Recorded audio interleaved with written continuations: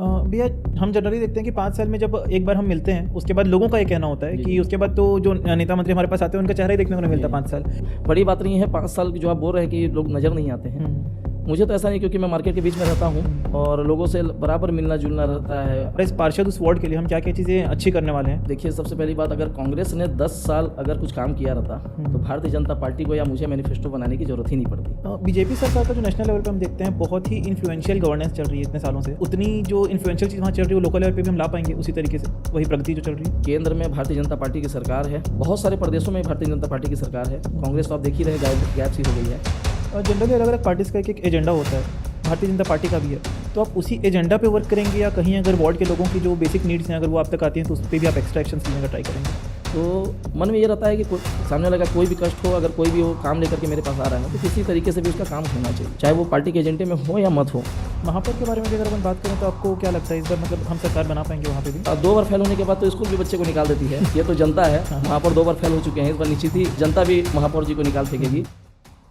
और भाजपा हमेशा विकास की बात करती है, सबका साथ सबका विकास। ये लाइंस तो दी जाती हैं लेकिन जब इलेक्शन से आते हैं उस समय 1 साल इलेक्शन के पहले और 1 साल इलेक्शन के बाद तक वो काम होते हैं, फिर वो कहीं कहीं धीरे पड़ते जाते हैं।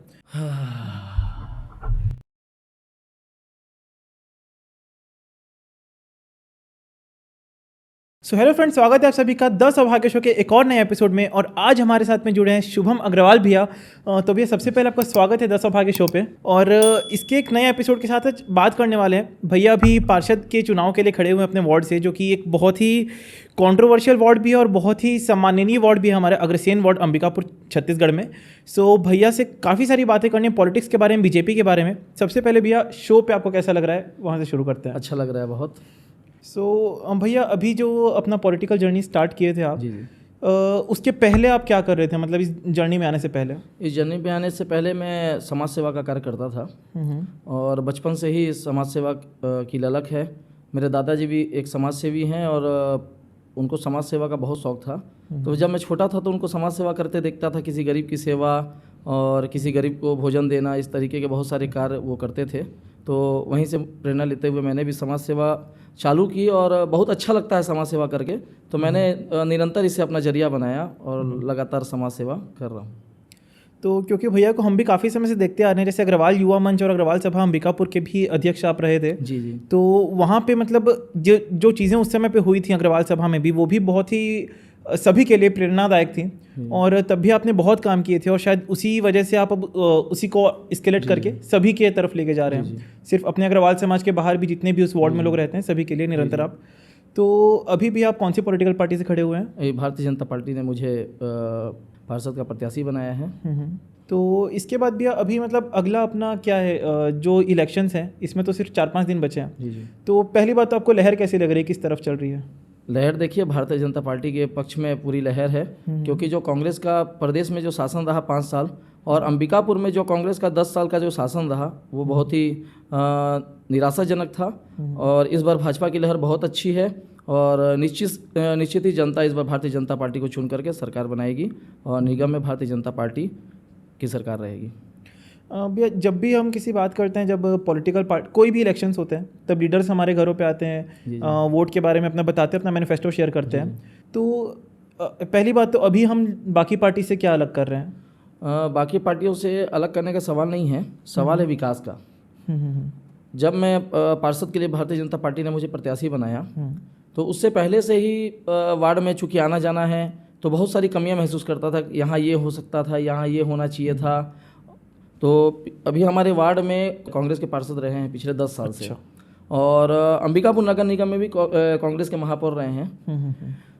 तो मुझे हमेशा कमी महसूस होती थी कि यहाँ कचरा है, यहाँ नालियाँ ये होनी चाहिए, यहाँ पार्क होना चाहिए, यहाँ ऐसा होना चाहिए। और लगभग और सभी से मैं जनसंपर्क में लगातार बना रहा। तो मैंने जो अपना मैनिफेस्टो तैयार किया है, मैंने सब की सहमति से किस मोहल्ले में क्या होना चाहिए, वार्ड के लिए क्या उपयोगी है और बच्चों को, महिलाओं को, युवाओं को, सबको दृष्टिगत रखते हुए मैंने मैनिफेस्टो अपना बनाया है।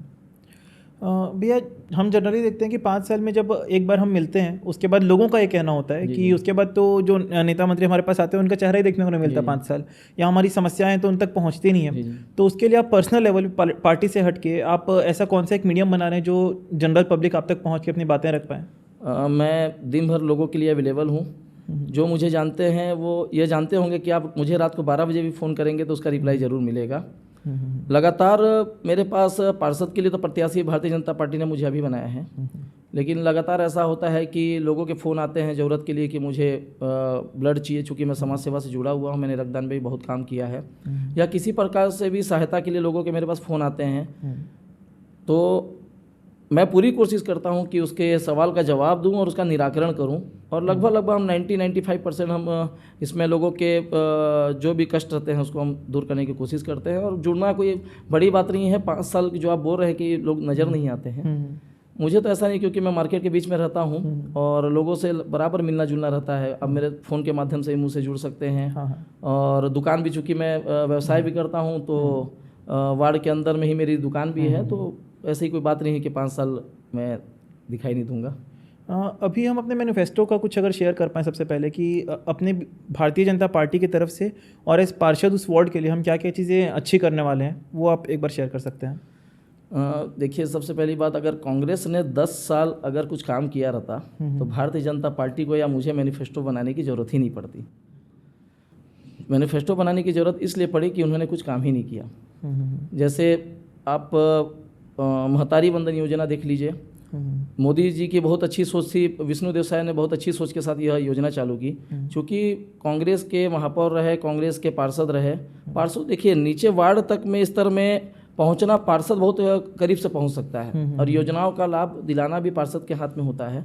वो लोगों को जानकारी देगा तब तो फॉर्म भर पाएंगे, उसका लाभ ले पाएंगे। लेकिन मैंने एक चीज़ को नोटिस किया कि पार्षद लोगों इस चीज़ में ध्यान ही नहीं देते हैं। जैसे महतारी वंदन योजना आई, मैंने वार्ड में जब घूमा तो पता चला कि आधे से ज़्यादा महिलाओं का फॉर्म ही नहीं भराया गया है। अच्छा। आवास योजना है, आवास योजना के हमारे वार्ड से फॉर्म नहीं भरवाए गए। राशन दुकान हमारे यहाँ की महीने में 30 दिन सभी वार्डों में खुलती है, कहीं 20 दिन भी खुलती होगी, लेकिन हमारे वार्ड में 2 से 3 दिन राशन दुकान खुल रही है। अच्छा। तो मैंने जब बस्ती में मैं गया, देखिए बहुत सक्षम लोग तो राशन दुकान में नहीं जाते हैं, लेकिन जो गरीब तबके के लोग हैं वो राशन दुकान में, उनको राशन की बहुत ज़रूरत पड़ती है, लेकिन महीने में 2 से 3 दिन ही राशन दुकान खुलती है, उसमें भी पता नहीं रहता है लोगों को कि कब खुलेगी, तो वो वंचित रह जाते हैं। ऐसी बहुत सारी दिक्कतें हैं। मैंने मैनिफेस्टो में जोड़ा भी है कि अगर मैं बन करके आता हूँ तो 30 दिन राशन दुकान खुलेगी। और जो योजनाएं आती हैं सरकार की, चाहे प्रदेश सरकार की हो चाहे केंद्र सरकार की हो, उसको लोगों तक पहुँचाना और लोगों को उसका लाभ दिलाना, ये सबसे बड़ा मेरे लिए मैं इस पे काम करना चाहूँगा। साथ ही मैं चंडीगढ़ एक बार गया था, तो मैंने देखा था हर मोहल्ले में एक पार्क होता है, आपने नोटिस किया होगा। हर मोहल्ले में, हर जहाँ भी जाएंगे एक पार्क, हर सोसाइटी में एक पार्क होता है। अग्रसेन वार्ड में एक भी पार्क नहीं है। जो सास की ज़मीन है उसमें या तो कचरे के ढेर पड़े हुए हैं, या मतलब बच्चों के खेलने तक की जगह नहीं है। तो मैंने अपने मैनिफेस्टो में भी डाला है कि जो भी शासकीय भूमि है उसमें प्रयास करके उसमें पार्क बनाना, ओपन जिम बनाना, क्रिकेट ग्राउंड बनाना अपने वार्ड के लिए। इस तरीके के मैंने बहुत सारी चीज़ जोड़ी हैं उसमें। बीजेपी सरकार का जो नेशनल लेवल पे हम देखते हैं, बहुत ही इन्फ्लुएंशियल गवर्नेंस चल रही है इतने सालों से, और कहीं पे भी डाउट नहीं है कि अगले साल भी वही सरकार आने वाली है। ये 3rd टायर जो गवर्नमेंट हम बोलते हैं कि 3 टायर गवर्नमेंट प्रॉपर अगर बन जाए, तो क्या लगता है कि मतलब उतनी जो इन्फ्लुएंशियल चीज़ वहाँ चल रही है वो लोकल लेवल पे भी हम ला पाएंगे उसी तरीके से, वही प्रगति जो चल रही है? बिल्कुल ला पाएंगे। केंद्र में भारतीय जनता पार्टी की सरकार है और बहुत सारे प्रदेशों में भारतीय जनता पार्टी की सरकार है। कांग्रेस तो आप देख ही रहे, गायब सी हो गई है जी। छत्तीसगढ़ में 5 साल कांग्रेस की सरकार रही। इनका काम है सिर्फ भ्रष्टाचार। ये विकास कभी नहीं चाहते कि विकास हो। जो पैसा आया, केंद्र ने भी पैसा भेजा, लेकिन ये सब इन्होंने गबन कर गया। अंबिकापुर में अमृत धारा योजना के तहत 106 करोड़ आए, लेकिन आप स्थिति देख लीजिए, 10 मिनट 15 मिनट पानी आ रहा है, जिससे पूरी जनता परेशान है। इनका काम ही है कि भ्रष्टाचार करना, पैसे को गबन करना, बंडर बाट करना, इनका काम है कांग्रेस का। तो निश्चित ही भारतीय जनता पार्टी की सरकार आएगी तो विकास होना तय है। हम इसको गारंटी कैसे दे सकते हैं कई बार, क्योंकि हर 5 साल में जो मैनिफेस्टो हम शेयर करते हैं लोगों से, उसमें से ज़्यादातर चीज़ें हम उसको पूरी करके नहीं दे पाते हैं। चाहे नेशनल लेवल पे बीजेपी की तरफ से हो, लोकल लेवल पे कांग्रेस की तरफ से हो, कहीं पे भी वो चीज़ें हों। तो जब मैनिफेस्टो बनाते हैं तब हम शायद उतना प्रिपेयर तो होते होंगे कि उन चीज़ों को हम दे सकते हैं, तो पब्लिक तक पहुँच क्यों नहीं पाती है सारी चीज़ें? मतलब कुछ चीज़ें पहुँचती हैं, कुछ रह क्यों जाती हैं? देखिए, आपने कहा कि क्या गारंटी दे सकते हैं कि अगर भारतीय जनता पार्टी की सरकार आई तो हम उसे पूरा करेंगे। अंबिकापुर नगर निगम में प्रबोध मीन जी महापौर रहे 10 साल। जी। सभी ने विकास देखा है, गांधी स्टेडियम की बात हो, चाहे स्विमिंग पूल की बात हो, सैनिटरी पार्क की बात हो, आप बहुत सारी चीज़ें देखेंगे तो वो भारतीय जनता पार्टी की सरकार में ही बना हुआ है। पिछले 10 साल की सरकार, नगर निगम की सरकार ने एक 10 बाई 10 का कमरा नहीं बनाया।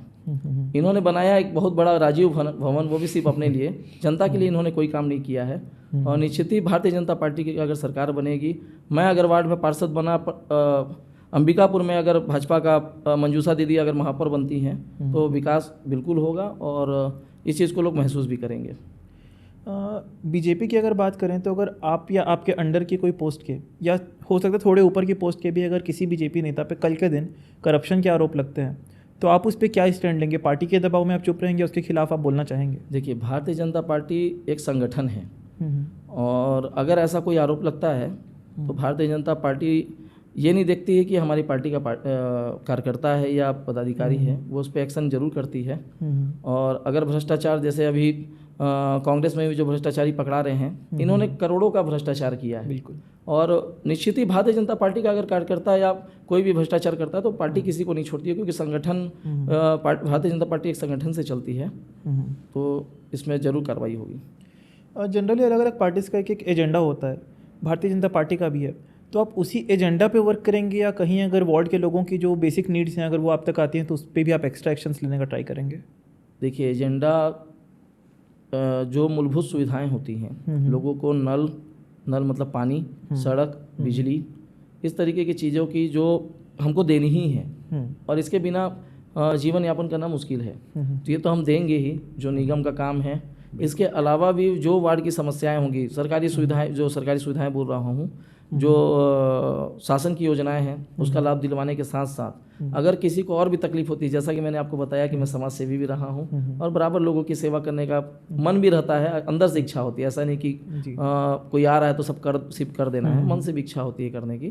तो मन में ये रहता है कि कोई सामने वाले का कोई भी कष्ट हो, अगर कोई भी वो काम लेकर के मेरे पास आ रहा है तो किसी तरीके से भी उसका काम होना चाहिए, चाहे वो पार्टी के एजेंडे में हो या मत हो, मैं उसके लिए हमेशा तत्पर रहूँगा।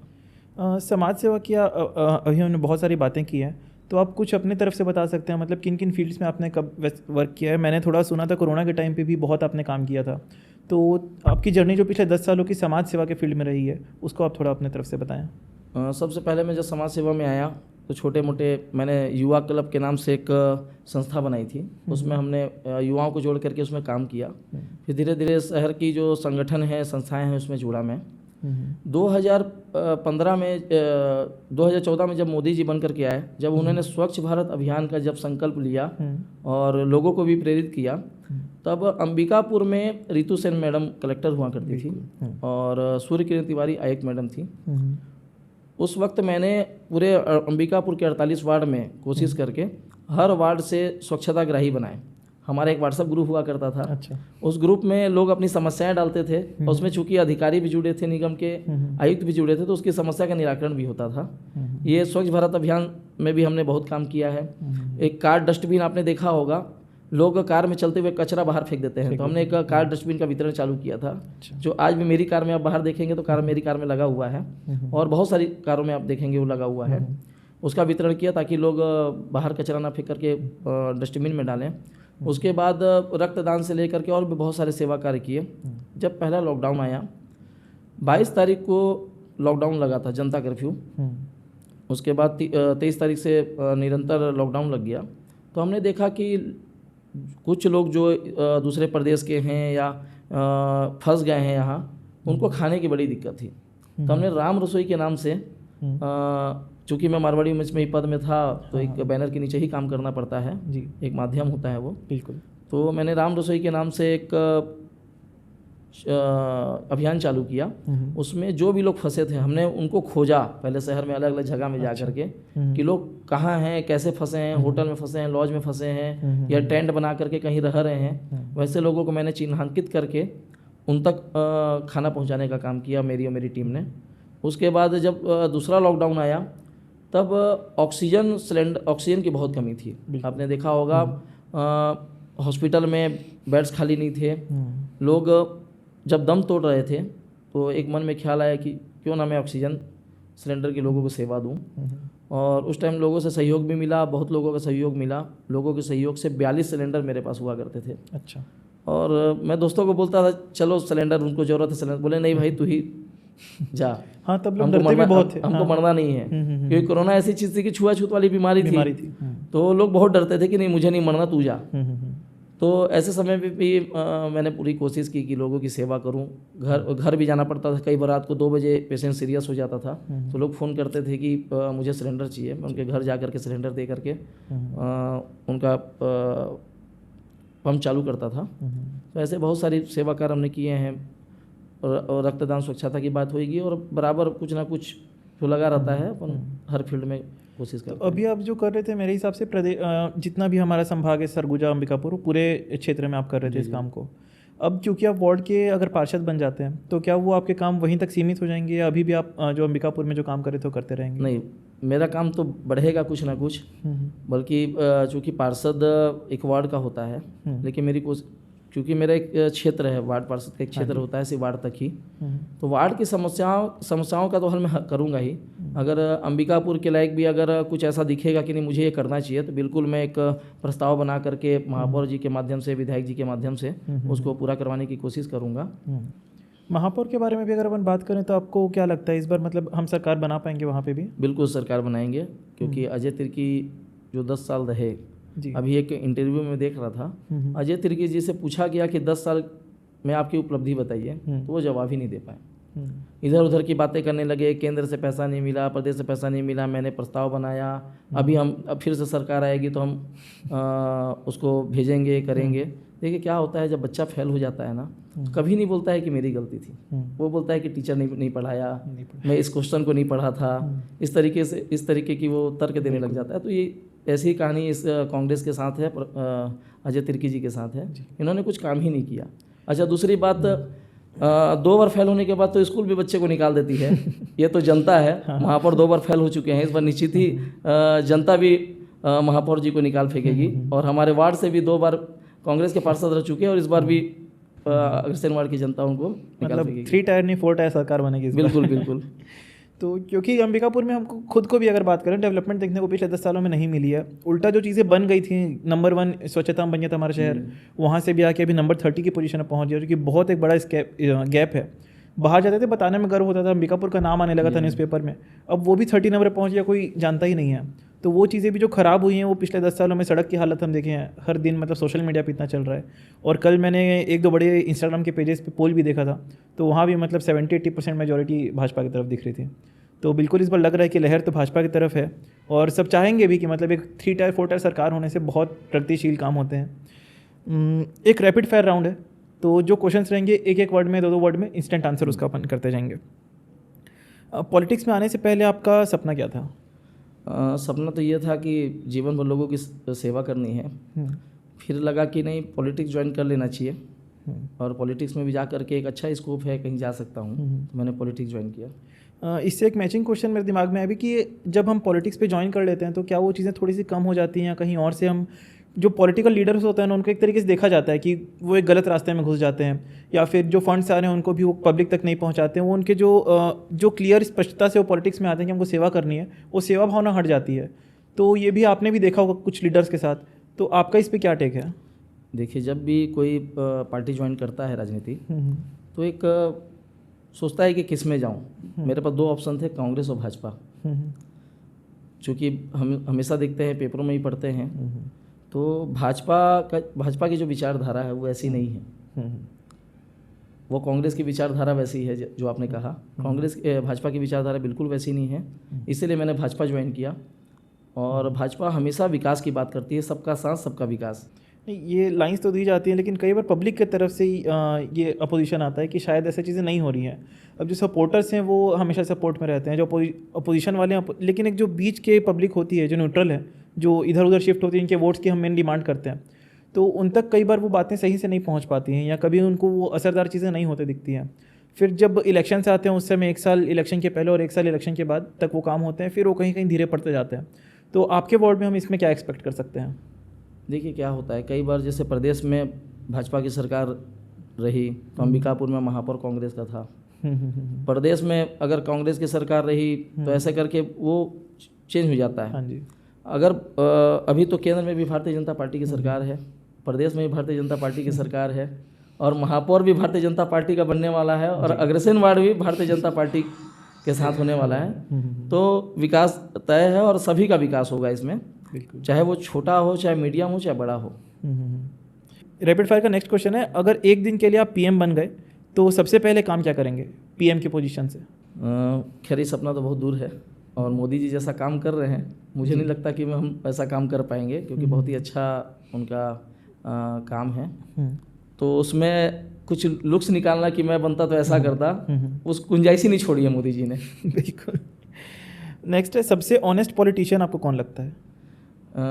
ऑनेस्ट पॉलिटिशियन जैसे मैं नितिन गडकरी जी को देखता हूँ। बिल्कुल जी। बहुत ही शानदार, बहुत ही अच्छे नेतृत्व के नेता हैं। एक ऐसी छोटी चीज़ जो आपको वार्ड में तुरंत सुधारनी चाहिए? एक तो नाली मुझे अपने वार्ड के लिए लगती है। मैं जहाँ देखता हूँ वहाँ नाली एकदम ऊपर तक भरी हुई है, और सब परेशान हैं वार्ड के। नाली, कचरा, ये दो चीज़ मुझे तत्काल सुधारने की, मतलब ऐसा लगता है कि बस अभी कर दूँ इस चीज़ को, क्योंकि मेरे हाथ में वैसा कुछ है नहीं अभी। हाँ जी। अगर सबसे पहला मौका मिलेगा तो 1 हफ्ते 10 दिन जो भी समय लगेगा, मैं सबसे पहले तो वार्ड में जो कचरा फैला हुआ है और जो वार्ड की नालियाँ हैं उसको सुधारने की कोशिश करूँगा।